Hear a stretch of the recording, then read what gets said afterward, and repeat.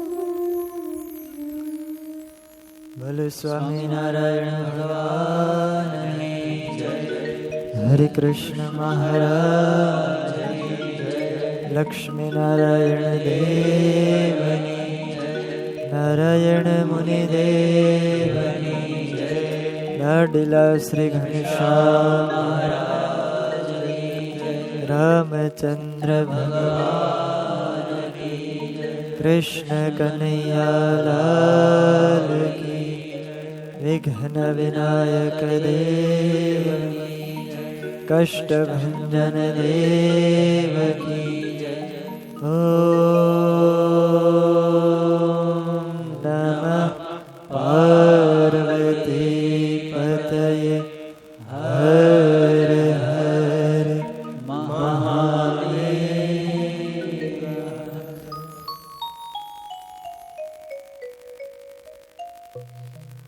દિવ્ય મંદિરમાં સુવર્ણ સિંહાસનમાં બિરાજમાન આપણ સૌના પ્રાણ પ્યારા વાલા વાલા લાડીલા શ્રી ઘનશ્યામ મહારાજ તેમજ આ સભામાં બિરાજમાન બાલોડા શ્રી હરિકૃષ્ણ મહારાજ રાજાધિરાજ મહારાજ આ દિવ્ય કથાનું જેમની પ્રેરણાથી આયોજન થયું એવા સાધુ ગુણ સંપન્ન પૂજ્યપાદ ગુરુજી પૂજ્યપાદ હરિપ્રકાશદાસજી સ્વામી, પૂજ્યપાદ હરિનારાયણદાસજી સ્વામી, અધિક સર્વે બ્રહ્મનિષ્ઠ સંતો, પાર્ષદવર્ય ભગતજી આદિ સર્વે પાર્ષદો તેમજ આ કથાનો જેમણે લાભ લીધો એવા મુખ્ય યજમાન અમારે અશ્વિનભાઈ ગણેશભાઈ ડુંગરાણી, એમના સુપુત્ર પ્રિન્સ તથા વિનસ, સહયજમાન એવા અરવિંદભાઈ સાળંગપુર, બાબુભાઈ વિરડિયા, કિશોરભાઈ વિરડી, તેમજ આજના દૈનિક યજમાન એવા ઘનશ્યામભાઈ દેવજીભાઈ તેજાણી હસ્તક, પ્રદીપભાઈ, અભી તથા ધ્રુમિલ, આ સર્વે યજમાન પરિવારના ભક્તો તેમજ કથાનું શ્રવણ કરી રહેલા સર્વે ભાવિક શ્રોતાજનોને મારા ભાવથી જય સ્વામિનારાયણ. વહાલા ભક્તજનો, એક મહિનાથી આપણે શ્રીમદ ભાગવતની આ દિવ્ય કથાનું શ્રવણ કરી રહ્યા છીએ. ચતુર્થ સ્કંધની કથા જીવનમાં કંઈક આપણને નવી પ્રેરણા આપે છે. રોજ આપણને નવું શીખવાડે છે આ કથા. કઈ રીતે જીવન જીવવું જોઈએ, આધ્યાત્મિક માર્ગ હોય યા વ્યવહારિક માર્ગ હોય, આપણા સમગ્ર જીવનનું પોષણ કરતી આ ભાગવતની કથા છે. ઋષિ મુનિઓ, ભગવાન જે લખી ગયા છે ભાવિ જીવાત્માના કલ્યાણ માટે છે. વિચાર તો કરો, 5000 વર્ષ પહેલા આ ભાગવત ગ્રંથની રચના થઈ, પણ આજે આપણે સાંભળીએ એટલે આ કથા આપણને નવી લાગે. કંઈક આમાંથી નવું શીખવા મળે, કંઈક નવી પ્રેરણાઓ મળે, એવી સુંદર કથા. વહાલા ભક્તો, શ્રીમદ ભાગવત એનો ચતુર્થ સ્કંદ, એની કથાનું આપણે શ્રવણ કરી રહ્યા છીએ. ગંગાના પવિત્ર કિનારે શુકદેવજી મહારાજ રાજા પરીક્ષિતને આ કથા સંભળાવે છે. શુકદેવજી મહારાજ કહે છે કે હે રાજન, પૃથુ રાજા 100 અશ્વમેધ યજ્ઞનું સત્રનું આયોજન કરેલું. 99 યજ્ઞ પૂર્ણ થયા, અંતે પરમાત્માએ દર્શન આપ્યા. ઇન્દ્રને ઈર્ષા હતી. ઇન્દ્ર પણ સાક્ષાત આવી અને પૃથુના ચરણોમાં નમ્યા છે. ભગવાન પાસે વરદાન માંગ્યું, કથા સાંભળવા માટે 10,000 કાન મને આપો. ભગવાને આશીર્વાદ આપ્યા છે. ત્યાંથી અંતર્ધાન થયા અને ફરીને પાછા રાજા પોતાની રાજધાનીમાં પધાર્યા છે. આ બાજુ પ્રજાજનોને ખૂબ આનંદ થયો કે અમારા રાજા પૃથ્વીનું દોહન કરી અને અહીં પધારી રહ્યા છે. અમારા સુખને માટે અમારા રાજાએ કેટલો યત્ન કર્યો. આખું નગર શણગારવામાં આવ્યું. બધાએ ધામધૂમથી રાજાનું સ્વાગત કર્યું છે, અભિનંદન કર્યા. અને બ્રાહ્મણોએ ભેગા મળી અને રાજાનો અભિષેક કર્યો છે. વિદુરજી કહે છે કે જે રાજા પોતાની પ્રજા માટે આવું સરસ કામ કરતા હોય, એ રાજાનો યશ એની પ્રજામાં ગવાય છે. અને જે રાજા આવા ભગવદ ભક્ત છે કે જેણે ભગવાનને પ્રસન્ન કર્યા અને પ્રસન્ન કરીને કેવું વરદાન ભગવાન પાસેથી મેળવ્યું. હે મૈત્રેયજી, એ પૃથુ ભગવાનના ચરિત્રો હજી પણ મને વધારે સંભળાવો. આમ વિદુરજીએ પ્રશ્ન કર્યો. ત્યારે મૈત્રેય મહર્ષિ કહે છે કે સાંભળો વિદુરજી. ગંગાય મુનયોર્નદ્યો અંતરાક્ષેત્રમાવસા. ગંગાય મુનયોર્નદ્યો અંતરાક્ષેત્રમાવસા. ગંગાય મુનયોર્નદ્યો અંતરાક્ષેત્રમાવસા.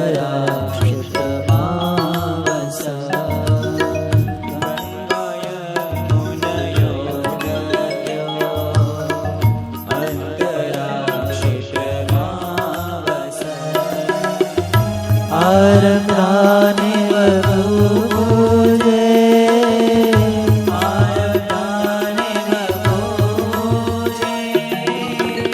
આરબ્ધાને વપુજે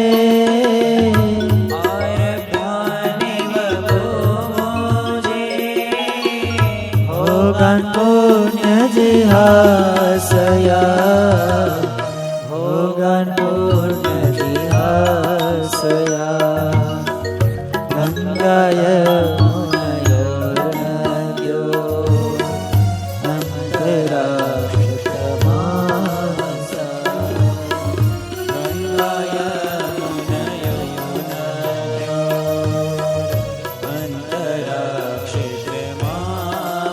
મૈત્રેય મહર્ષિ કહે છે કે હે વિદુરજી, રાજા પૃથુ ગંગા અને યમુના નદી એની વચ્ચેનો જે વિસ્તાર છે, બહુ મોટો વિસ્તાર, ત્યાં રહી અને પોતાનું રાજ્ય ચલાવતા હતા.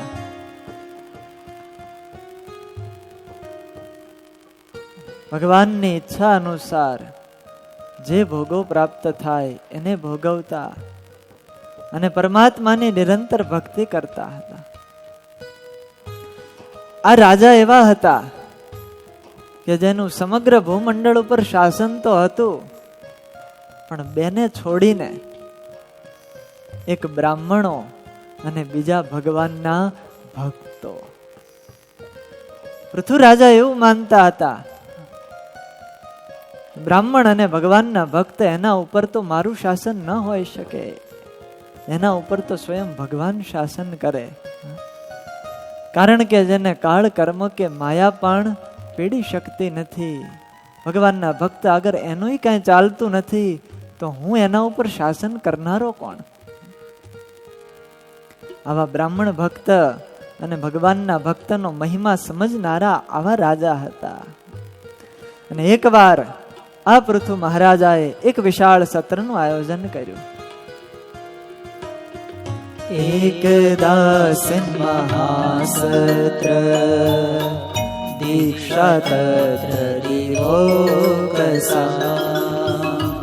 એકદાસન મહાસત્ર દીક્ષા તત્ર દિવોકસા. એકદાસન મહાસત્ર દીક્ષા તત્ર દિવોકસા. એકદાસન મહાસત્ર દીક્ષા તત્ર દિવોકસા. સમાજો બ્રહ્મર્ષીણાં ચ સમાજો બ્રહ્મર્ષીણાં ચ સમાજો બ્રહ્મર્ષીણાં ચ સમાજો બ્રહ્મર્ષીણાં ચ રાજર્ષીણાં ચ સત્તમા રાજર્ષીણાં ચ સત્તમા. એકદાસન મહાસત્ર દીક્ષા તત્ર વિભોગસા. એકદાસન મહાસત્ર દીક્ષા તત્ર વિભોગસા. એકવાર મહાન સત્રનું આયોજન કર્યું. રાજાએ દીક્ષા લીધી. ઘણા લાંબા સમય સુધી ચાલનારું આ સત્ર, અને એની અંદર બ્રહ્મર્ષિઓ રાજર્ષિઓ બધા જ ત્યાં પધાર્યા છે. રાજાએ બધાનો યોગ્ય સત્કાર કર્યો, સ્વાગત કર્યું. અને આજુબાજુમાં એટલા બધા માણસો એ સત્રની અંદર આવેલા હતા, જાણે કે નક્ષત્ર મંડળના જેવા તારાઓ હોય અને એ તારાઓની મધ્યે ચંદ્ર શોભી રહ્યો હોય, એમ આજ પૃથુ રાજા એક ભૂમંડળના શાસક છે, એ પોતાની પ્રજા વચ્ચે શોભી રહ્યા છે. અતિશય રમણીય સ્વરૂપ છે, આજાન બાહુ છે, હાથ પગની અંદર દિવ્ય ચિહ્નો છે. આવા ભગવદ ભક્ત મહાન રાજા છે. અને રાજાએ સભાસદો બ્રાહ્મણો જે કોઈ પણ આવેલા હતા એને ઉદ્દેશી અને કીધું છે કે હે સજ્જનો, હે મહાનુભાવો, સાંભળો. અહમ દંડધરો રાજા પ્રજાનામ ઇહ યોજિતઃ રક્ષિતા વૃત્તિદઃ સ્વેષુ સેતુષુ સ્થાપિતા પૃથક. હું દંડધર છું, રાજા છું, અને પ્રજાનું રક્ષણ કરવા માટે, એના જીવન નિર્વાહ કરવા માટે મને રાજા બનાવવામાં આવ્યો છે. અને મેં એ કાર્ય કર્યું છે, એના દ્વારા મને એ લોકની પ્રાપ્તિ થવી જોઈએ કે જે પ્રાપ્તિ ભગવાનની પ્રસન્નતાથી થાય છે. કારણ કે રાજાની નીતિ હોય છે દંડધરઃ. સામ દામ દંડ અને ભેદ, રાજ્યના અંગો, આ બધાનું યથાર્થપૂર્વક પાલન કરે. કોઈ ગુનો કરે, પ્રથમ સામ નીતિ અપનાવે, દામ નીતિ અપનાવે, વળી ન સમજે ભેદ નીતિ અપનાવે, અંતે દંડ પણ આપી શકે છે. આ રાજાના હાથની વાત છે. આવું ન્યાયપૂર્વક શાસન પોતે કરતા હતા. અગડમ બગડમ ત્યાં ચાલતું નહોતું. ગંડુ રાજાના જેવું રાજ્ય નહોતું. વ્યવસ્થિત શ્રદ્ધાપૂર્વક પોતાને ફરજમાં જે પણ કાર્ય આવે એ અદા કરતા હતા. અને એના કારણે પ્રજાનો પ્રેમ પોતે કેળવતા હતા. કારણ કે જન સેવા છે એ જ પ્રભુ સેવા છે, આવું પોતે માનતા હતા. કે હું રાજા છું અને રાજા થઈ અને મારે આશરે રહેલી પ્રજાની જો હું સેવા કરીશ તો એનાથી ભગવાન મારા ઉપર રાજી થશે. અને દરેક વ્યક્તિએ પોતાની ફરજ પ્રમાણે જે પોતાનો હોદ્દો હોય એ પ્રમાણે કાર્ય કરવું જોઈએ. એનાથી પરમાત્માની પ્રસન્નતા થાય છે. અને આવી રીતે કાર્ય કરવાથી કર્મ પણ લાગી શકતું નથી. ઈશાવાસ્ય ઉપનિષદ એમ કહે, કુર્વન્ને વૈહ કર્માણી જીજી વિશે છતમ ક્ષમાહા એવમ ત્વયી નાન્યથે તોસ્તિ ન કર્મ લિપ્યતે નરે. ઉપનિષદોની અંદર એવું કહેવાયું, કુર્વન્ને વૈહ કર્માણી, આ લોકની અંદર જ્યાં સુધી પરમાત્માએ આયુષ્ય આપ્યું છે ત્યાં સુધી કર્મ કરો. પણ કેવા કર્મ? શાસ્ત્ર વિહિત કર્મ, વર્ણાશ્રમ ધર્મને અનુરૂપ કર્મ કરો. અને એ કર્મ કરતા કરતા આયુષ્યને પસાર કરો. અને આવી રીતે કાર્ય કરવાથી એકય કર્મ આપણને લોપી નહીં શકે. કર્મ ક્યારે લાગે ને પાપ ક્યારે લાગે?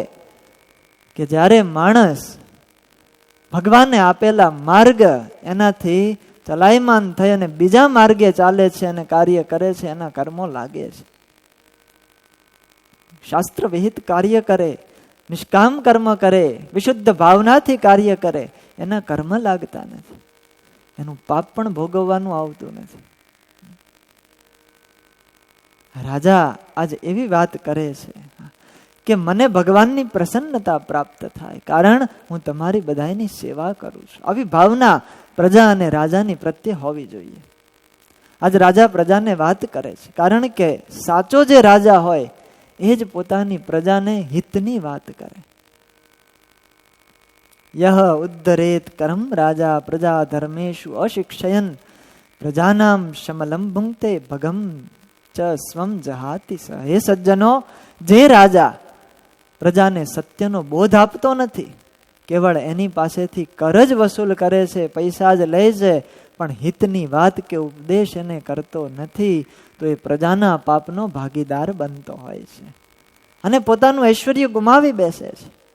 એની સત્તા લાંબી ચાલે નહીં. માટે પોતાના આ રાજાનું પરલોકમાં હિત કરવા માટે તમે બધાએ હૃદયથી ભગવાનને યાદ કરજો અને તમારા કર્તવ્યનું પાલન કરજો. તમે બ્રાહ્મણ હો, ક્ષત્રિય હોય, વૈશ્ય હો કે ક્ષુદ્ર હો, જે પણ તમારી ફરજમાં આવે એ કાર્ય તમે કરજો, એનું પાલન કરજો. કારણ કે તમારું હિત પણ એમાં છે અને એમ કરશો તો મારા ઉપર મોટો અનુગ્રહ થયો ગણાશે. કારણ કે તમે આ માર્ગે ચાલશો તો હું રાજી થઈશ અને આપણા બધાનું રાજ્ય છે સારું ચાલશે તો ઉપરવાળો રાજી થાય. કેવી સરસ ભાવના છે. હે દેવતાઓ, પિતૃઓ, ઋષિઓ, તમે પણ મારી આ પ્રાર્થનાનું સમર્થન કરજો. કારણ કે કર્મ કોઈ પણ હોય, મર્યા પછી કર્મ કરનારો છે. બહુ સરસ સમજવા જેવી વાત છે. કર્મ જે કરે છે અથવા તો એક કરવા માટે જે ઉપદેશ આપે છે અથવા તો એનું જે સમર્થન કરે છે, એ ત્રણેયને સરખું ફળ મળે છે. કર્તુઃ શાસ્તુઃ અનુજ્ઞાતુઃ તુલ્યમ યત પ્રેય તત ફલમ. કાર્ય કોઈ પણ તમે કરો, કદાચ પાપ કર્મ કરો અથવા તો પુણ્ય કર્મ કરો, પણ એનું ફળ સરખું આ ત્રણ જણાને મળે. જે કર્મ કરનારો કરતા છે, અને બીજો એને કહેનારો, ઉપદેશ કરનારો કે તું આ કર્મ કર, અને ત્રીજું એ જે કર્મ કરે છે એનું સમર્થન કરનારો, એને પ્રોત્સાહન આપનારો. આ બધાને હરખું ફળ મળે. જો આપણે પાપ કર્મ કરીશું અથવા તો પાપ કર્મ કરવાનું કોકને કહેશું અથવા તો કોઈ પાપ કરતા હશે એનું સમર્થન કરીશું, આપણે ભલે કદાચ કર્મ નહીં કરીએ તોય ફળ આપણે ભોગવવું પડશે. અને સારું કર્મ કરતા હશું અથવા તો કોઈને સારું કર્મ કરવા માટે પ્રેરણા કરશું, કોઈક સારું કાર્ય કરતો હશે એ જોઈ અને આપણે એને પ્રોત્સાહન આપશું, લોકોમાં એના બે ત્રણ શબ્દો કહેશું, ગુણગાન ગાશું, તોય આપણને સારા કર્મનું ફળ બેઠા બેઠા મળે. કેવી અજબની વાત છે. બેઠા બેઠા ફળ મળી શકે એવી વાત. પણ માણસ નથી તો સારું કરી શકતો, નથી સારું કોઈ કરતું હોય એને જોઈ શકતો, કે નથી સારાને સમર્થન આપી શકતો. પોતે પાપ કરે છે, પાપ કરનારે એને પ્રેરણા આપે છે અને એને પ્રોત્સાહન આપી અને પોતે પાપનો ભાગીદાર બનતો હોય છે. એટલે આપણે ત્યાં લખ્યું આંગળી ચીંધનારનું પુણ્ય છે. સારા રસ્તે કોઈ જતો હોય અને એને આપણે આંગળી ચીંધીએ, આ માર્ગે તમે જાઓ, દેવાલય આવશે, કોઈ તરસ્યો હોય, પાણીનું પરબ આવે તો એ બતાવીએ, એનું પુણ્ય આપણને બેઠા બેઠા મળે. કસાઈ જતો હોય અને એને માર્ગ ચીંધીએ કે આ માર્ગે ગાય ગઈ છે, તું એની પાછળ જા, તો એ કસાઈ ગાયને મારે, એને કાપે, ને જે પાપ લાગે એ આંગળી ચીંધનારને પાપ લાગે છે. માટે ખરાબ કર્મનું ક્યારેય પ્રોત્સાહન ન કરવું, કોઈને ઉપદેશ પણ ન આપવો, એવી પ્રેરણા કોઈને ન કરવી. બની શકે તો સારા કર્મ કરીએ, કોઈને પ્રેરણાઓ આપીએ સારા કર્મ કરવાની. ખરાબ કર્મ કરી એનો ઉપદેશક બની અને પાપના ભાગીદાર ન બનીએ. બહુ સરસ આ પૃથુ રાજા કહે છે પોતાની પ્રજાને કે તમે આ મારી વાતનું સમર્થન કરજો, કારણ કે જો તમે મને પ્રેરણા આપશો ને સમર્થન કરશો તો પણ તમને એટલું જ પુણ્ય મળશે. પુણ્યના ભાગીદાર તમે થશો. અને હે પ્રજાજનો, કર્મનું ફળ આપનારા તો એક ઈશ્વર છે. કોઈ કોઈને ફળ આપતો નથી, કોઈ કોઈને મારતો નથી. ફળ દેનારા એક ભગવાન છે. જેવા જેના કર્મ હોય એવા એના ફળ ભગવાન એને આપી રહી છે. પૂર્વે મોટા મોટા રાજાઓ થયા. સ્વયં મનુ મહારાજા, ઉત્તાનપાદ, એનો પુત્ર ધ્રુવ, કેવો મહાન રાજા. અંગ રાજા થયા. અરે બ્રહ્મા હોય, શિવ હોય, પ્રહલાદ હોય, બલિ રાજા, આ બધા રાજાઓ જેટલા પણ થયા છે એ બધા રાજાઓનો એક જ મત છે કે સર્વના નિયંતા એક ભગવાન છે અને કર્મના ફળને આપનારા એક ભગવાન છે. બધાને ભગવાનની જરૂર પડે. કૃત્યમસ્તિ ગદાભૃતા, પરમાત્માની જરૂર તો બધાને પડે. માટે એવું ન માનવું કે હવે આપણે બધું થઈ રહ્યું, ભગવાને આપણને બધું દઈ દીધું માટે હવે ભગવાનની જરૂર નથી. ભૂલતા નહીં. જો આવું માની બેસશું તો દુઃખને આવતા વાર નહીં લાગે. કર્મના ફળ દેનારા ભગવાન છે, એને એની જરૂર બધાને પડે, કારણ કે એની શક્તિ વડે જ આખું જગત કાર્યરત છે.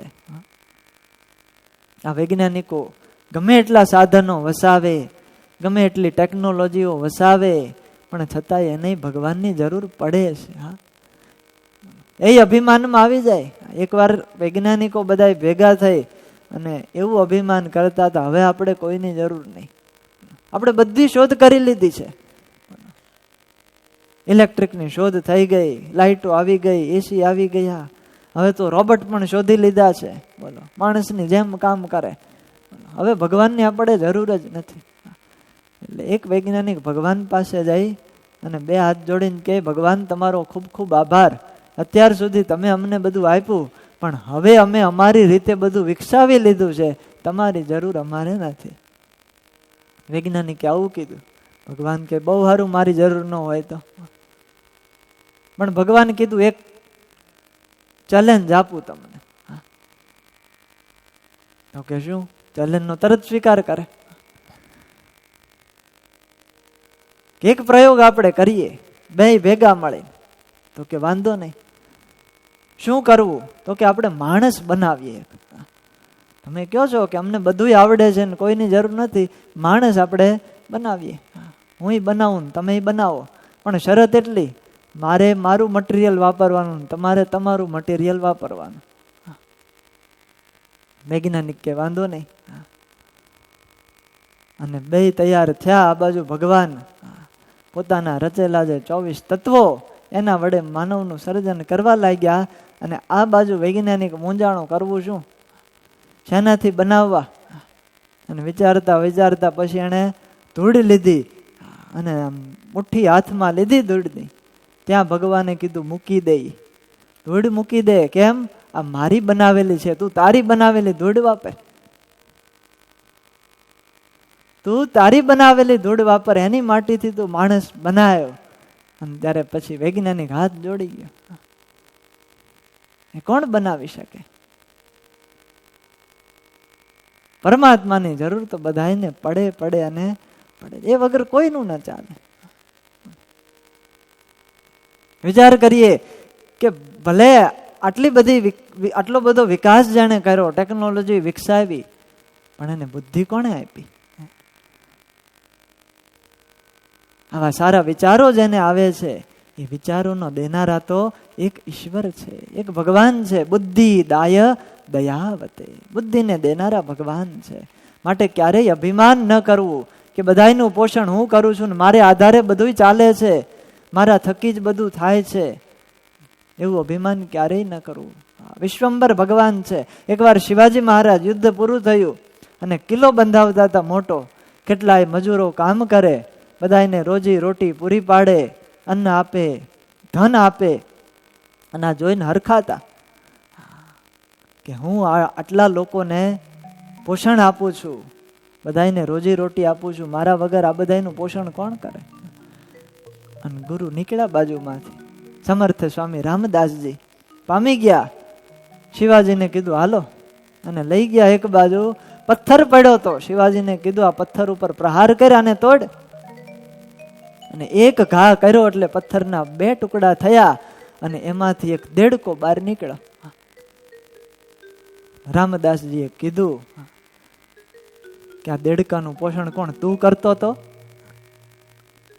શિવાજીએ કીધું ના ગુરુદેવ, આનું પોષણ હું નહોતો કરતો. ત્યારે સમર્થ સ્વામી રામદાસજી એટલું બોલ્યા હતા કે શિવાજી, આવું અભિમાન તુચ્છ ન કરાય. જે કાંઈ પણ જગતનું પોષણ કરે છે ને એ ઉપર વાળો કરે છે, એ વિશ્વંભર ભગવાન છે, આખા જગતનું પોષણ કરે. કીડીને કણ આપે, હાથીને મણ આપે, બધાયને ખાવાનું ઈ આપે છે. માટે એવું અભિમાન ન કરતો આજથી. ઈશ્વર થકી બધું થાય છે અને એનું મહત્વ બધાએ સ્વીકારવું જ રહ્યું. મારા તમારા હૃદયમાં અંતર્યામી રૂપે બેઠા બેઠા એ આપણને શક્તિ આપે છે. રાજા બહુ સરસ કહે છે, આવો ભગવાનનો મહિમા છે. પણ આ બાબતમાં એક બેન જ અપવાદ છે કે એ ભગવાનને માનતો નહોતો, એના મતનું કોઈ અનુશાસન ન કરે. હે પ્રજાજનો, ભગવાનના ચરણનો આશ્રય લેનાર પુરુષ સમગ્ર દોષથી મુક્ત થઈ જાય છે. જેમ અગ્નિમાં, જેમ એક જ અગ્નિ જુદા જુદા લાકડાઓની અંદર જુદો જુદો દેખાય છે, એવી જ રીતે ભગવાન સમગ્ર જગતની અંદર રહેલા છે. પણ જેવી જેની ભાવના એ પ્રમાણે એ રહે છે. નરસિંહ મહેતાએ કીધું, અખિલ બ્રહ્માંડમાં એક તું શ્રીહરિ, જુજવે રૂપે અનંત પાસ. કેવી એની દ્રષ્ટિ છે. એ કઈ ભણવા નહોતા ગયા, એને કાંઈ ઉપનિષદો કે વેદો કે પુરાણો એનું વાંચન નહોતું કર્યું, પણ છતાંય એના સારને જીવનમાં ઉતાર્યો હતો. એવા ભગવાનના ભક્ત હતા કે એને જગતના એક પદાર્થની અંદર ભગવાન દેખાય. પવન તું, પાણી તું, પૃથ્વી તું, ભૂધરા, પ્રકૃતિના દરેક તત્વની અંદર પરમાત્મા દેખાતા હતા. આવું તત્વજ્ઞાન એમને હતું. અને હે પ્રજાજનો, આ તત્વજ્ઞાન બધા ગુણોને કારણે વૈષ્ણવ અને બ્રાહ્મણોમાં ઉજ્જવળ હોય છે, અને એના જ કારણે એની શોભાઓ વધતી હોય છે. કારણ કે ભગવાનના સાચા ભક્તો છે અને જે બ્રાહ્મણો છે એ આવું સાચું જ્ઞાન ધરાવતા હોય છે, એ ભગવાનનો મહિમા ગાતા હોય છે, અને એના કારણે ભગવાન પણ એવા ભક્તને જોઈને રાજી થતા હોય છે. માટે મારો પ્રભાવ એ ભગવાનના ભક્તો ઉપર બિલકુલ નથી. કેવો મહાન રાજા છે. ભગવાનના ભક્તો ઉપર મારું અનુશાસન નથી, કારણ કે એને વશ કરનારા ભગવાન છે. અને ભગવાનના ભક્તનો એવો મહિમા છે. સ્વયં ભગવાન પણ એવા ભક્તને જોઈ અને રાજી થતા હોય છે, હરખાતા હોય છે કે વાહ મારો ભક્ત, વાહ મારો ભક્ત. બહુ સરસ ભજન જોઈ હરખાવો તો ભક્તોને જોઈ હરખાવો, ભક્તોને જોઈ હરખાવો તો ભક્તોને જોઈ હરખાવો. હે મારા ભક્તોના ગુણને હું ગાવું, હું તો ભક્તોને જોઈ હરખાવો. મારા ભક્તોના ગુણને હું ગાવું, હું તો ભક્તોને જોઈ હરખાવો. ભક્ત જ્યાં જાય ત્યાં હું પણ જાઉં, લેશ નહીં શરમાવું. ભક્ત જ્યાં જાય ત્યાં હું પણ જાઉં, લેશ નહીં શરમાવું. ચરણ રજોને ભક્તની મુજ પર, ચરણ રજોને ભક્તની મુજ પર, જેથી હું પાવન થાવું, હું તો ભક્તોને જોઈ હરખાવો. ભક્તોને જોઈ હરખાવો, હું તો ભક્તોને જોઈ હરખાવો. હું તો ભક્તને જોઈ હરખાવ. પરમાત્મા પણ એવા ભક્તને આધીન છે. આજ રાજા એમ કહે છે કે હું કઈ રીતે ભક્તો ઉપર શાસન કરી શકું, કે જે ભક્તો ભગવાનને પણ પોતાની ભક્તિથી વશ કરે છે. કેવા એ ભક્તો હશે. ભગવાન સ્વયં એમ કહે કે જ્યાં મારો ભગત જાય એની પાછળ પાછળ હું જાઉં. શું કામ? કે ભક્તના ચરણની રજ ઉડે એ મારા મસ્તક ઉપર ધારણ કરી, મારા શરીર ઉપર એ રજને ધારણ કરી અને હું પણ પવિત્ર થાઉં છું. આવો ભગવાનના ભક્તોનો મહિમા છે, બ્રાહ્મણોનો મહિમા છે. બ્રહ્મણ્ય દેવ પુરુષ પુરાતનો નિત્યમ હરિ ચરણાભિવંદનાત અવાપ લક્ષ્મી મન પાયિનીમ યશો જગત પવિત્રમ ચ મહત્તમાગ્રણી. મોટા મોટા દેવતાઓ પણ એવા ભગવાનના ભક્તોને પૂજી પૂજીને આજ મોટાઈને પામ્યા છે. એનો પણ એટલો યશ ગવાય છે. એનું કારણ એને કોઈક વાર એવા ભગવદ ભક્તની સંતની સેવા કરી હશે, એના કારણે આજ એ ઉજ્જવળ કીર્તિને પામ્યા છે. યત સેવયા અશેષ ગુહાશય સ્વરાટ વિપ્ર પ્રિય સ્તુષ્યતિ કામમીશ્વરઃ તદેવ તદ્ધર્મ પરેર વિનીતૈહિ સર્વાત્મના બ્રહ્મ કુલમ નિષેવ્યતામ. માટે રાજા કહે છે કે બધા જ લોકોએ ભગવાનના ભક્ત અને બ્રાહ્મણ આ બેયનું સર્વથા પૂજન કરવું, એની આરાધના કરવી, એને કંઈક વસ્તુ પદાર્થ આપી અને એની પૂજા કરવી. એનાથી ભગવાન ખૂબ રાજી થશે. કેવો ભગવાનના ભક્તોનો મહિમા છે.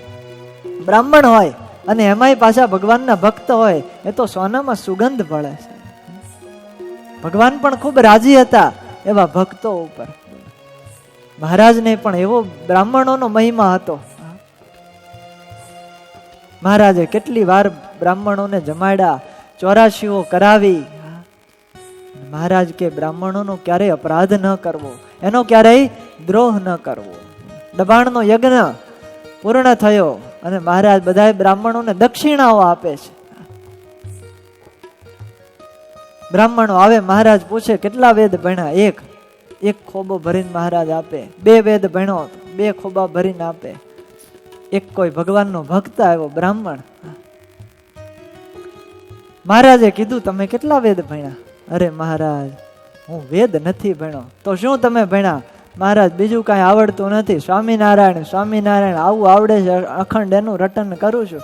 મહારાજ કે તમે બધા વેદ ભણી ગયા. મહારાજે એને અભરે ભરી દીધો, જોડી છલકાવી દીધી આખી.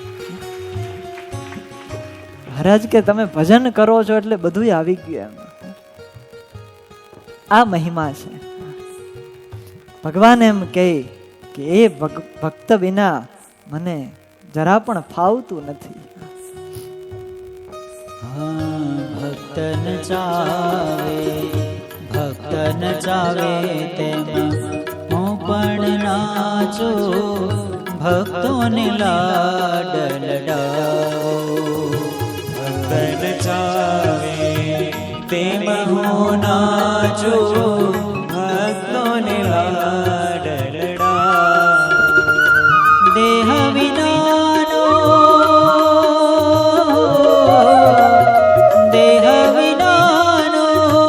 હું દેહધારી, દેહ વિનાનો હું દેહધારી. આવો ભક્તોના કોડ પુરાવો. તો ભક્તો ન ચાવે મનાચું, ભક્તોને જોઈ હર ખાઓ. તો ભક્તોને જોઈ હર ખાઓ. હે મારા ભક્તોના ગુણને હું ગાઉં, હું તો ભક્તોને જોઈ હર ખાઓ. હે મારા ભક્તોના ગુણને હું ગાઉં, હું તો ભક્તોને જોઈ હર ખાઓ. હું તો ભક્તોને જોઈ હર ખાઓ. ભક્ત નચાવે તેમ હું નાચું. પરમાત્મા ભક્તને આધીન છે. ગોકુળની અંદર ભગવાન પ્રગટ થાય અને ગોપીઓ એના ઘરે ભગવાન માખણ ચોરવા જાય. અને ગોપીઓ એમ કહે, કાના તું અહીંયા મારા આંગણામાં નાચ તો હું તને માખણ આપું. તારી અનંત કોટી બ્રહ્માંડનો આધાર એ ગોપીઓના આંગણામાં નાચે, ગોપીઓના કહેવાથી. ભક્તોને લાડ લડાવે. અને એવા ભક્તો એની ભાવના પૂરી કરવા માટે પરમાત્મા ગમે ત્યાંથી આવે, ભક્તોનો ભાવ પૂર્ણ કરે. આવા ભક્તાધીન ભગવાન છે. આજ રાજા કહે છે કે ભગવાનના ભક્તોનો આવો મહિમા છે, માટે ક્યારેય તમે ભગવાનના ભક્તોનો દ્રોહ ન કરશો. બની શકે તો એની સેવા કરો, એનું પૂજન કરો, બ્રાહ્મણોનું પૂજન કરો. કારણ કે બ્રાહ્મણો એ પણ ભગવાનનું મુખ કહેવાય છે. બ્રાહ્મણોસ્ય મુખમાસી શ્રદ્ધા હોતમ યન મુખ ઇજ્જ નામ ભિહિ નવૈ તથા ચેતનયા બહિષ્કૃતે હુતાશને પારમહંસ્ય અપર્યગો. બ્રાહ્મણો પરમાત્માનું મુખ કહેવાય. યદ બ્રહ્મ નિત્યમ વિરજમ સનાતનમ શ્રદ્ધા તપો અંગમ મૌન સંયમેહિ સમાધિના બિભ્રતિ હાર્થ દૃષ્ટયે યત્ર ઇદમ આદર્શ ઇવ અવભાસતે. કે જે બ્રાહ્મણો શ્રદ્ધાથી યુક્ત થઈ તપ કરે છે, ભગવાનની આરાધના કરે છે, વેદોમાં કહેલા ધર્મનું અનુષ્ઠાન કરે છે, એ બ્રાહ્મણો સ્વયં ભગવાનને વશ કરે છે. અને જે બ્રાહ્મણનો દ્રોહ કરે છે, ભગવાનના ભક્તનો દ્રોહ કરે છે, નશ્યતિ અમુમ સર્વ ગુણા ભજંતી, પોતાના બધા જ ગુણો એનો નાશ કરી બેસે છે. માટે હે પ્રજાજનો, મારી તો એ જ ઈચ્છા છે કે તમે બધાય આ બ્રાહ્મણો, ભગવાનના ભક્તો મારા ઉપર તમે રાજી થજો. આવી એક રાજા બે હાથ જોડીને પોતાની પ્રજાની આગળ માંગણી કરે. રાજાએ આવી રીતે માંગણી કરી. બધા આ વાત સાંભળી અને ખૂબ રાજી થયા. સાધુ વાદે ને સાધવઃ, ખૂબ ખૂબ ધન્યવાદ આપ્યા છે. અને એમણે કહ્યું કે પુત્ર દ્વારા પિતા પણ એ લોકને પ્રાપ્ત કરી લે છે. બ્રાહ્મણના શાપથી આપના પિતા વેન મૃત્યુ પામ્યા હતા, પણ આપ એવા ભગવાનના મહાન ભક્ત થયા, તમે એવા પુણ્ય કાર્ય કર્યા કે એના કારણે તમારા પિતાનો પણ આજ ઉદ્ધાર થઈ ગયો છે. દીકરો એક સારો હોય તો આખા કુળને તારે. પિતા વેન અત્યંત દુરાચારી અને દુષ્ટ હતા.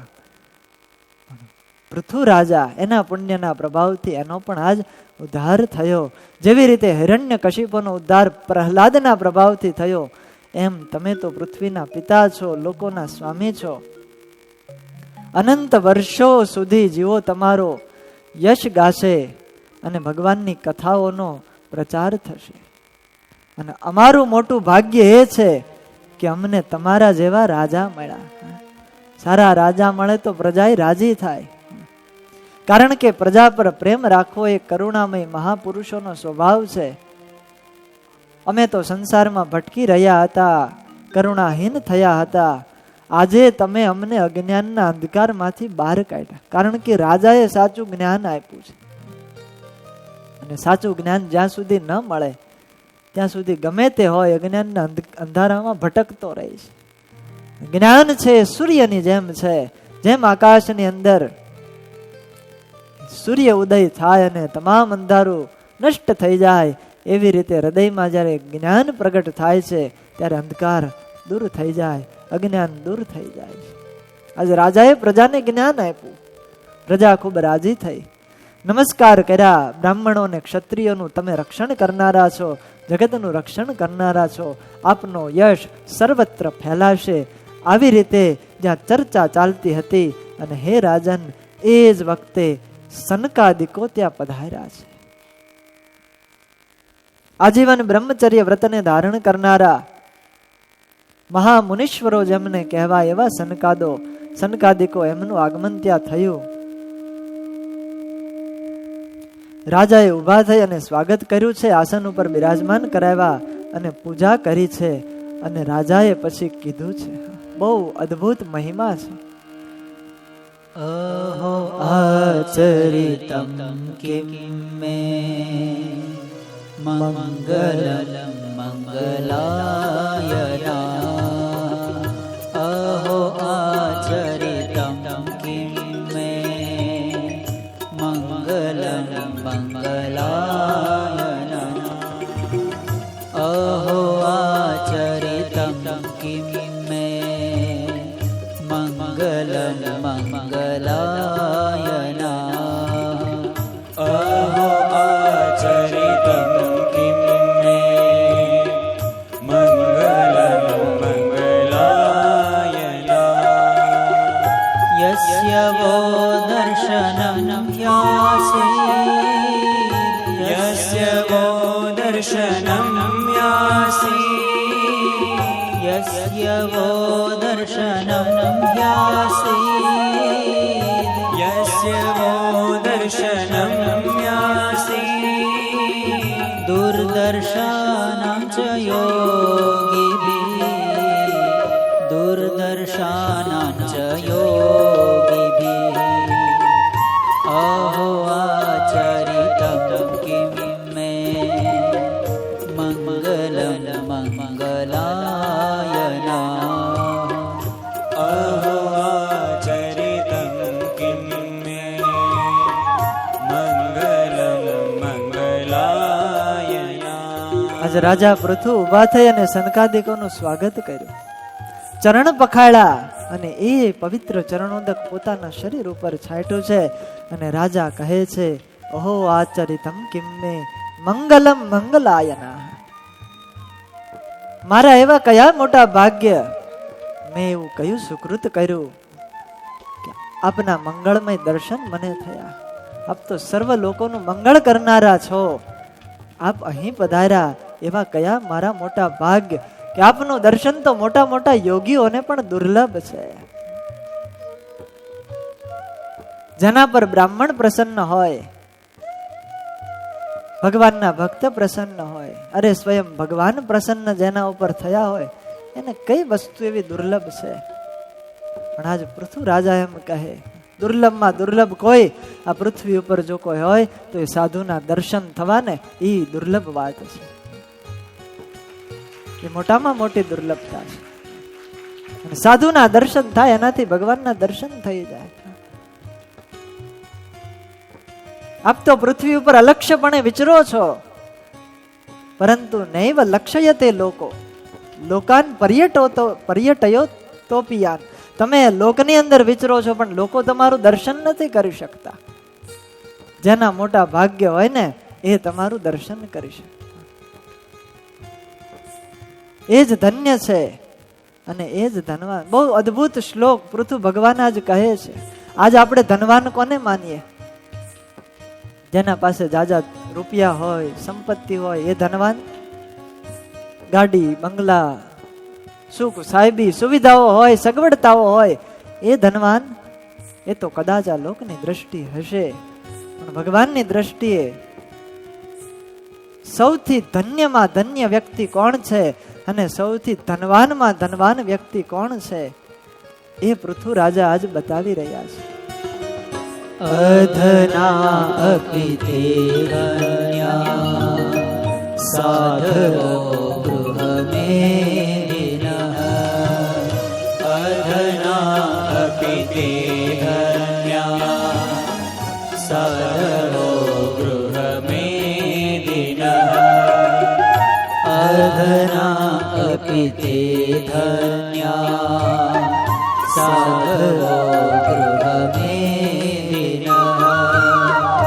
અધના અપી તે ધન્યા સાધવો ગૃહમેદિનઃ.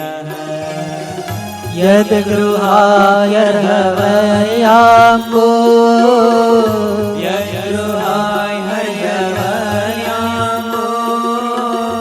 યદ ગૃહાયર્હવયાંગો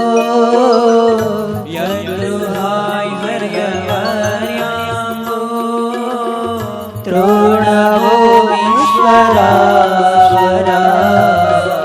તૃણવો ઈશ્વરા અધના અપી તે ધન્યા સાધવો ગૃહમેદિનઃ. અધના અપી તે ધન્યા સાધવો ગૃહમેદિનઃ. બડા પ્યારા શ્લોક હે. રાજા પૃથુ એમ કહે છે, ધનવાનમાં ધનવાન, ધન્યમાં ધન્ય કોણ છે? અધનાપી તે ધન્ય. ભલે આ લોકમાં એની પાસે રૂપિયા ના હોય, ધન ના હોય, સંપત્તિ ના હોય, પણ જેને ઘરે ભગવાનના સાધુના પગલા થાય છે એ આ પૃથ્વી ઉપર મોટામાં મોટો ધનવાન માણસ છે. એ ધન્યવાદને પાત્ર છે. પૃથુ ભગવાન કહે, યદ ગૃહાય હરિ વર્ય અંબુ તૃણ ભૂમિ ઈશ્વર. જેના દ્વારા ભગવાનના કોઈ એવા સાધુ એને કંઈક મળે, જળ આપે અથવા તો એને ભોજન કરાવે, એને કંઈક વસ્તુ પદાર્થ આપે, આ બધું અર્પણ કરે છે, એ મોટામાં મોટો ભાગ્યશાળી માણસ છે. એના જેવો ભાગ્યવાન આ દુનિયામાં બીજો કોઈ નહીં. કેવી મોટી વાત છે.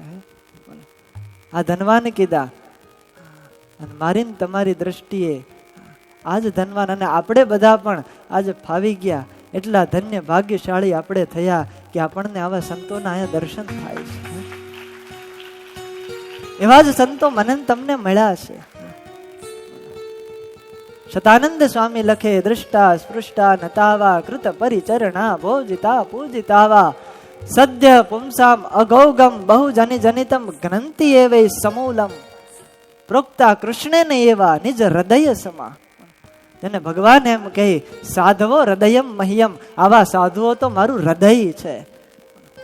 એવા સાધુ એના દૃષ્ટા સ્પૃષ્ટા એના દર્શન કરવાથી, એનો સ્પર્શ કરવાથી, એને જમાડવાથી જીવાત્માના અનંત જન્મોના પાપના સમો એ નષ્ટ થઈ જાય છે. તત્કાળ તમામ પાપો નાશ થઈ જાય. પ્રોક્તા કૃષ્ણે નહીં એવા નિજ હૃદય સમાન. વિચારતા કરો એ સંતોની કેવી ઊંચાઈ હશે, એની કેવી મોટપ હશે કે જેને ભગવાન એમ કહે આ સાધુ તો મારું હૃદય છે. કેવા ગુણો એમણે કેળવા હશે. યત પદે તીર્થ જાતમ, જેના પાવનકારી ચરણોની અંદર તીર્થોના સમૂહ વસેલા છે, એવા સાધુના પગલા જ્યાં પડે ત્યાં તીર્થ જન્મે, ત્યાં તીર્થ જન્મે. માટે ગ્રહસ્થ ધન્ય ભાગી થાય છે કે જેના ઘરમાં એવા સંત પધારે છે. સાચા સંત સેવે સેવ્યા નાથ. એવા સાધુને સેવાથી ભગવાનની સેવા થાય, એવા સાધુને જમાડવાથી ભગવાનને જમાડવા તુલ્ય પુણ્યની પ્રાપ્તિ થાય છે. અને એવા સાધુ મળે ત્યારે નિષ્કુળાનંદ સ્વામી કહે એવા સંત મળ્યા સ્વામી, ખામી કોઈ ન રહી. સાધુ મળી જાય એટલે માનજો ભગવાન મળી ગયા, એમાં કોઈ સંદેહ નથી. પરમાત્મા પ્રાપ્ત થઈ જાય છે.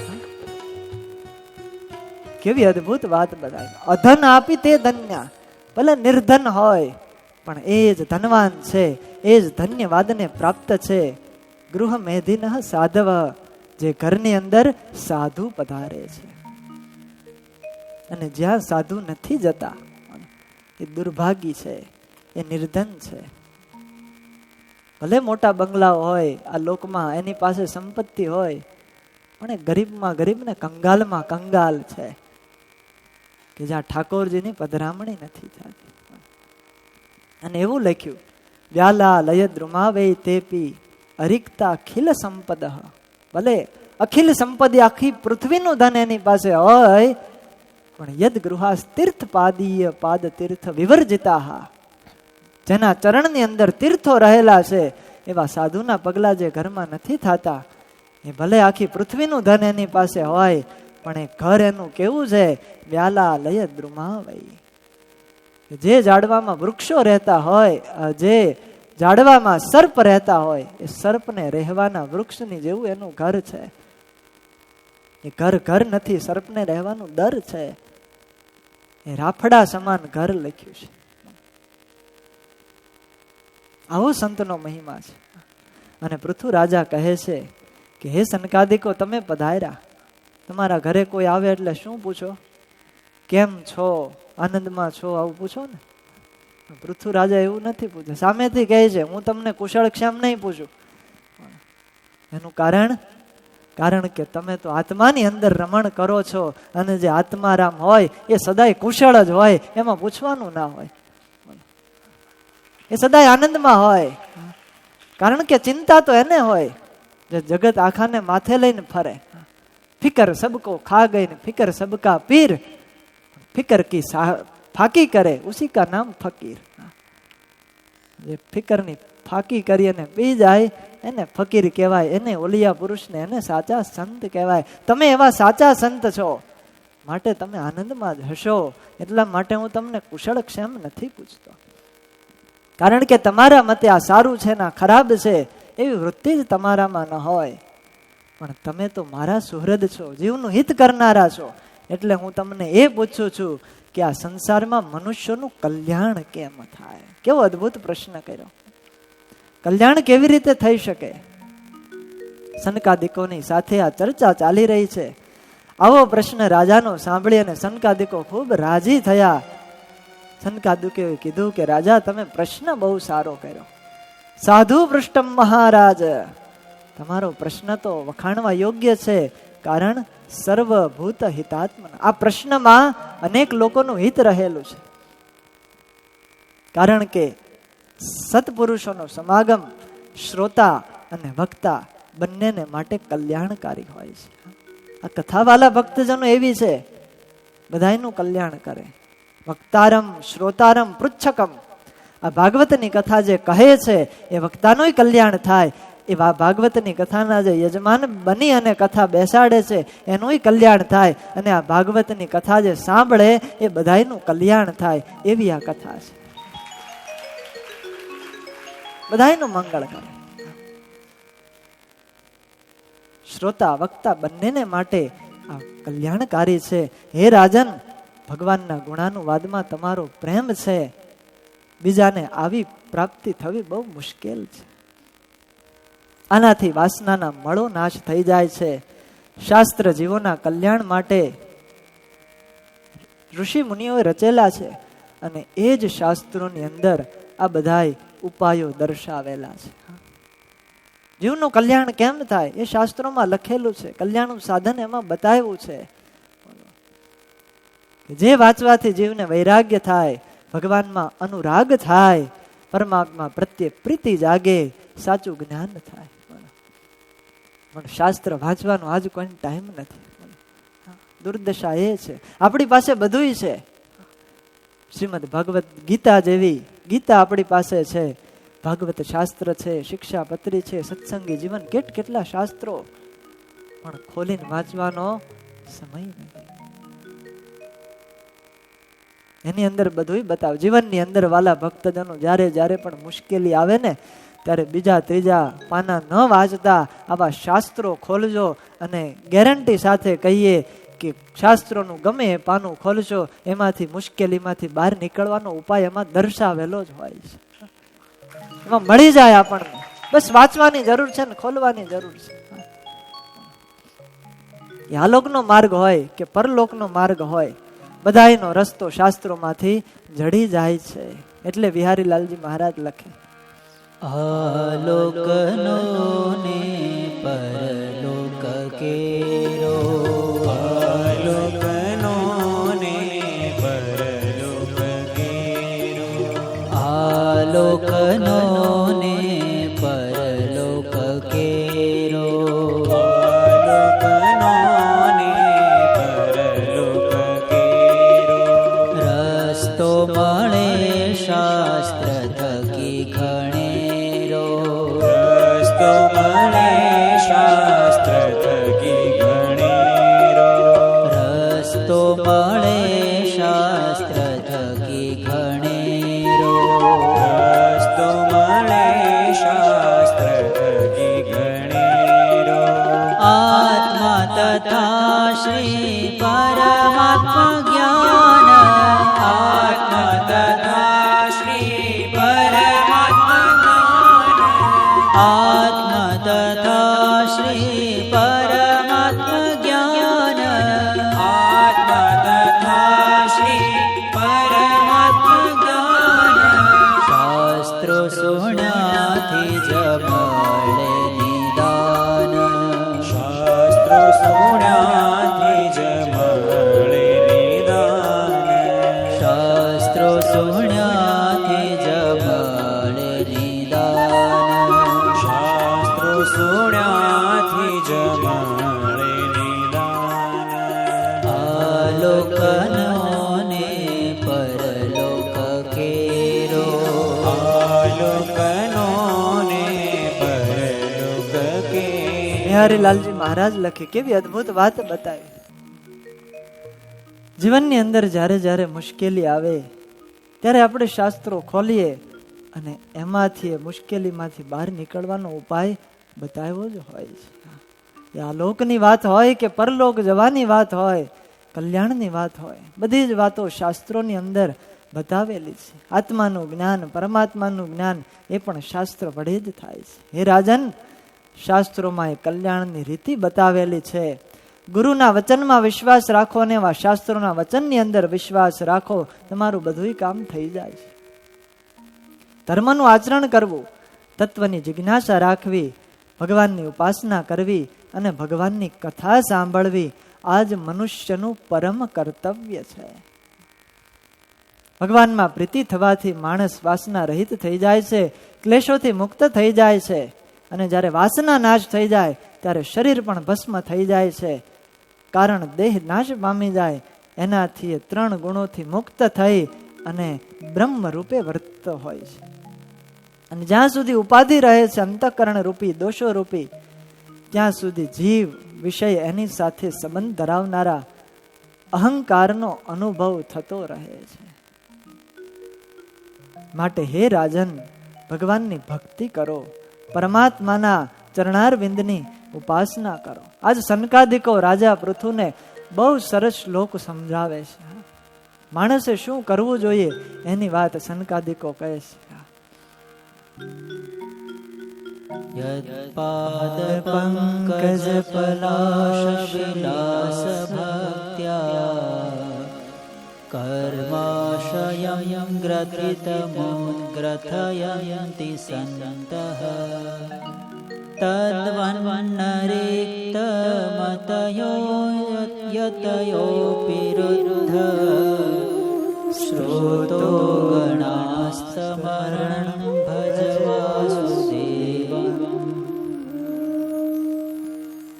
સનકાદિકો કહે છે કે હે રાજા, યદ પાદ પંકજ પલાશ વિલાસ ભક્ત્યા, જે પરમાત્માના ચરણની ઉપાસનાથી એની ભક્તિથી કર્માશયમ ગ્રથિતમ ઉદ્ગ્રથયંતિ સંતઃ, હૃદયની જેટલી પણ ગ્રંથિઓ છે એ બધી જ ગ્રંથિઓ ઓગળી જાય છે, એ ગ્રંથિઓનો નાશ થઈ જાય છે. માટે બીજાનો આશરો અને બીજાની ઉપાસના છોડી અને ભજ વાસુદેવ, એ વાસુદેવની ઉપાસના દરેકે કરવી જોઈએ, એની ભક્તિ કરવી જોઈએ. એના થકી જ જીવનું શ્રેય થાય છે, એના થકી જ જીવનું કલ્યાણ થાય છે. કૃચ્છરો મહાનિહ ભવાર્ણવમ અપ્લવેશામ ષડવર્ગ અનક્રમન સુખેન તિતિર્ષંતિ તત્વમ હરિર ભગવતો ભજનીય મંગ્રીમ કૃત્વા ઉડુપમ વ્યસનમુત્તર દુસ્તરારણ. આ ભગવાનની ભક્તિ એવી છે કે જે કોઈ પણ જીવ ભગવાનની ભક્તિનો આશરો લહે છે એ કૃત્વા ઉડુપમ, જેવી રીતે નાવમાં બેસી અને સમુદ્ર પાર કરી જઈએ એવી જ રીતે આ ભક્તિ રૂપી નાવ વડે સંસાર સાગર સહેલાઈથી પાર થઈ શકે છે. રાજા, જીવનું કલ્યાણ સહેલાઈથી થઈ શકે છે. માટે ભગવાનની ભક્તિ કરવી જોઈએ. કલ્યાણ માટે એક સાધન છે, બીજા બધા સાધનો છે પણ એ બધા અંગરૂપ છે, પણ ભક્તિ તો અંગી છે. એટલે મહારાજે ભક્તિનું ખૂબ પ્રાધાન્ય બતાવ્યું. વચનામૃતની અંદર મહારાજ વારે વારે કહે મહાત્મા જ્ઞાને સહિત ભગવાનની ભક્તિ કરવી. મહાત્મ્ય યુક્ત ભગવાનની ભક્તિ હોય એનાથી જીવનું કલ્યાણ થાય છે. અને બે હાથ જોડીને ભગવાન પાસે વાલા ભક્તજનો આપણે પણ એવી જ માગણી કરવી જોઈએ કે હે ભગવાન, એવા તમે આશીર્વાદ આપજો, એવું વરદાન આપજો કે અમે નિરંતર તમારી ભક્તિ કરીએ. પરમાત્મા પાસે પ્રાર્થના કરીએ કે પ્રેમાનંદ સ્વામીને જેવો તમારામાં પ્રેમ હતો, નંદ સંતોને જેવી તમારામાં ભક્તિ હતી, એવી ભક્તિ અમને દેજો. અને એ ભક્તિ કરતા કરતા અમારા પ્રાણ છૂટે, આ દેહનો ત્યાગ થાય, ભક્તિ કરતા કરતા એવું વરદાન તમે અમને આપજો. ભક્તિ કરતા છૂટે મારા પ્રાણ, પ્રભુ એવો માંગુ છું. ભક્તિ કરતા છૂટે મારા પ્રાણ, પ્રભુ એવો માંગુ છું. રહે જન્મો જન્મ તારો સાથ, પ્રભુ એવો માંગુ છું. રહે જન્મો જન્મ તારો સાથ, પ્રભુ એવો માંગુ છું. તારો મુખડો મનોહર જોયા કરું, તારો મુખડો મનોહર જોયા કરો. રાત દહાડો ભજન તારું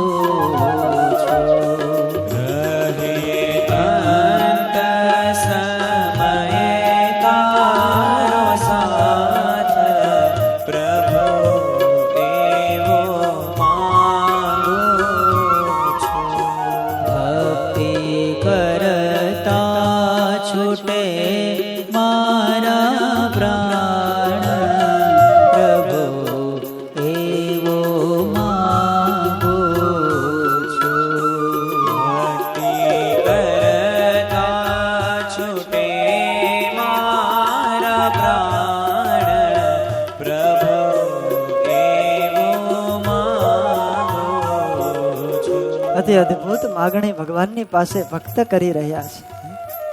ભક્તિ કરતા છૂટે મારા પ્રાણ. હે પ્રભુ, અમને એવું વરદાન આપજો, એવા આશીર્વાદ આપજો કે જ્યારે આ દેહ છૂટે ને ત્યારે મુખમાં તમારું નામ હોય, તમારું ભજન થતું હોય ચારેય બાજુ, અને એવી રીતે આ શરીર છૂટે. કેવાય મહાન ભાગ્યશાળી ભક્તો હશે કે જેનો અંત સમય નજીક હોય અને ભગવાનના નામનું સંકીર્તન થતું હોય, ગુણો ગવાતા હોય, ભગવાનની ભક્તિ થતી હોય, અને એવા વાતાવરણની અંદર એ દેહ છોડે, એ અક્ષરધામની અંદર જાય. આવે અંત સમો સુભક્ત જનને સંતો સમીપે રાય. એવાનું અતિ ધન્ય ધન્ય મરવું સદ્ધામમાં સંચરે. આવું આપણે સાંભળ્યું તો હતું, પણ વાલા ભક્તજનો આજ કહેતા આનંદ થાય કે એક એવા ભક્ત, અક્ષર નિવાસી પરમ ભક્ત શ્રી ગણેશભાઈ ડુંગરાણી એવા ભક્ત થયા. અંત સમયે કેટલા સંતો એની આજુબાજુ હતા. સ્વામિનારાયણ મહામંત્રની ધૂન ગવાતી હોય, ઠાકોરજી મહારાજ સ્વયં બિરાજતા હોય, અને એવા સમય એનો દેહ છૂટે છે. શુભ મૃત્યુ છે. એવાનું અતિ ધન્ય ધન્ય મરવું સદ્ધામમાં સંચરે. ઉત્તમ મૃત્યુ કહેવાયું છે. આવી ભક્તિ કરીએ તો કલ્યાણ તત્કાળ મળે છે. કલ્યાણનો ઉપાય ભગવાનની ભક્તિ બતાવી છે.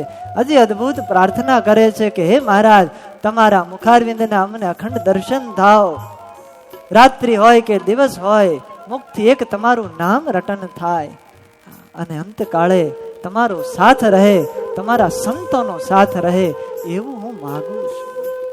કેવી અદ્ભુત માગણી છે. આવી રીતે સનકાદિકોએ રાજા પૃથુને અતિ અદ્ભુત ઉપદેશ કર્યો કે ભક્તિ કરવાથી કલ્યાણ થાય છે. રાજાએ પણ સનકાદિકોની પ્રશંસા કરી અને કીધું કે આના બદલામાં હું તમને શું અર્પણ કરું? મારી પાસે તો આ શરીર છે, અને જે કાંઈ પણ છે એ આપ જેવા મહાપુરુષોની કૃપા છે, આપનું જ છે, ને આપને હું કઈ રીતે અર્પણ કરું? પ્રાણા દારા સુતા બ્રહ્મન ગૃહાશ્ચ સપરિચ્છદાહ. અમારા પ્રાણ છે, પત્ની છે, પુત્રો છે, વિવિધ પ્રકારની સામગ્રીથી બનેલા મોટા મોટા ભવનો છે. હે સંતો, આ બધું તમારું જ છે અને તમારા અર્થે છે. કેવી સમર્પણ ભાવના છે રાજા પૃથુ. વાસ્તવમાં સેનાપતિપણું, રાજ્ય, દંડ વિધાન, શાસનનો જે અધિકાર છે એ તો વેદોના જ્ઞાતા બ્રાહ્મણોને છે. કારણ કે બ્રાહ્મણ છે, પોતાનું જ ખાય છે, પોતાનું જ પહેરે છે, ને પોતાની જ વસ્તુનું દાન કરે છે. અને અમે બધાય તો તમારા જેવાની કૃપાઓથી ખાવા પામીએ છીએ. તમે તો અધ્યાત્મ તત્વનો વિચાર કરનારા છો, પારંગત છો વેદના. ભગવાન પ્રત્યેની ભક્તિ એ જ તમને પામવાનું સાધન છે. તમારા ઉપકારનો બદલો આ દુનિયામાં કોણ આપી શકે? સંતોના વાલા ભક્તજનો આપણા ઉપર બહુ બહુ મોટા ઉપકારો છે. એટલે કોઈએ કીધું, સંત ન હોવતી સંસાર મેં તો જલી જાત સંસાર, જ્ઞાન કેરી લહર મેં વો તો ઠાર દે ઠામો ઠામ. વિચાર તો કરો, એક સંત આ દુનિયાની અંદર ન હોત તો આખો એ સંસાર આજ અજ્ઞાનમાં બળતો હોત ત્રિવિધ તાપથી. એ તો આવા સાધુ આવી કથા બેસાડી અને આપણા હૃદયને ટાઢું કરતા હોય છે. પરમાત્માના ચરિત્રો આપણને સંભળાવતા હોય છે. સંત કરી શકે. ત્યારબાદ રાજા પૃથુએ ખૂબ આનંદમાં આવી સનકાદિકોની પૂજા કરી, અને ત્યાંથી સનકાદિકો આકાશ માર્ગે પ્રયાણ કર્યા. રાજા કૃત્ય થયા છે. અતિ અદ્ભુત આ રાજાની સ્થિતિ હતી. બ્રહ્માર્પણ બુદ્ધિથી પોતે કર્તવ્ય નિભાવતા હતા, ન્યાયપૂર્વક શાસન કરતા, અને જે કાર્ય કરે એ બધું ભગવાનને અર્પણ કરતા. પ્રકૃતિથી પોતે સદાય નિર્લેપ જ રહ્યા છે. વિષયમાં ક્યારેય આસક્ત થયા નહોતા. આ બધા રાજાના સદગુણો છે. રાજા કેવા હતા? અને આવી રીતે ધર્મનું અનુષ્ઠાન કરતા કરતા પોતાની પત્ની અર્ચના ગર્ભ થકી 5 પુત્રો ઉત્પન્ન કર્યા. વિજિતાશ્વ, ધૂમ્રકેતુ, હરિયશ્વ, દ્રવિણ અને વૃક. રાજાના ગુણો અપરંપાર હતા. ત્રિલોકીમાં એ રાજાના ગુણોની કાયમને માટે પ્રશંસા થતી. ઉદાર બુદ્ધિવાળા ન્યાયપ્રિય રાજા પૃથ્વી જેવા ક્ષમાશીલ હતા, પ્રજા પ્રત્યે પ્રેમ દાખવનારા હતા, ઉત્સાહમાં સિંહ જેવા, મનુ જેવું જેમનામાં વાત્સલ્ય હતું, જીતેન્દ્રિય હતા, શીલવાન હતા અને ભગવાનના મોટા ભક્ત હતા. આવા રાજા હતા. આ પૃથુ રાજાએ સૌ પ્રથમ ગામ અને નગરોની રચના કરી અને પ્રજાને સુખી કર્યા છે. આવી રીતે કાર્ય કરતા કરતા ઘણો સમય પસાર થયો. પૃથુ ભગવાને વિચાર કર્યો, મારી અવસ્થા ઢળવા માંડી છે, જે માટે આ લોકમાં જન્મ લીધો છે તે કાર્ય થઈ ચૂક્યું છે, માટે હવે મારે મોક્ષ માટે પ્રયત્ન કરવો જોઈએ. આમ વિચાર કરી અને વિરહમાં રડતી પુત્રી રૂપી પૃથ્વીનો ભાર પોતાના દીકરાને સોંપી અને પ્રજાને રડતી છોડી અને વનમાં ચાલ્યા ગયા. વનની અંદર જઈ વાનપ્રસ્થ આશ્રમોનો સ્વીકાર કર્યો છે, તપ કરે છે અને ત્યાં જઈ ભગવાનની અનન્ય ભક્તિ કરતા કરતા સ્વયં પરમાત્માના ધામમાં સીધાવી ગયા. પત્ની અર્ચી પણ પોતાના પતિની પાછળ સતી થયા છે અને જ્યારે એ અર્ચી ભગવાનના ધામમાં જતા હતા ત્યારે દેવાંગનાઓ આવી અને એનું સ્વાગત કરે છે અને વંદન કરી અને વખાણ કર્યા કે આ સતીને ધન્યવાદ છે કે જેમણે પોતાના પતિના માર્ગનું અનુગમન કર્યું છે. આવી રીતે હે વિદુરજી, પૃથુ ભગવાનનું જે ચરિત્ર છે, મહાન મોટા રાજા થયા, આ ચરિત્ર જે કોઈ પણ સાંભળે વાંચે એ ભગવાનના પરમધામને પામે અને એને પણ ભગવાન પૃથુના જેવી જ ગતિ મળે છે. સર્વ અમંગળોને દૂર કરનારું આ ચરિત્ર છે. એ કથા સંભળાવી અને મૈત્રેય મહર્ષિ આ અધ્યાયને અહીં પૂર્ણ કરે છે. આગળની વાત વાલા ભક્તજનો, હવે ભાગવતની આ ચતુર્થ સ્કંદની કથાનો અંતિમ ભાગ એ આપણે આવતીકાલથી શ્રવણ કરશું. અત્યારે કથાને વિરામ આપીએ. બોલો સ્વામિનારાયણ ભગવાન, કૃષ્ણ કનૈયા લાલ કી જય.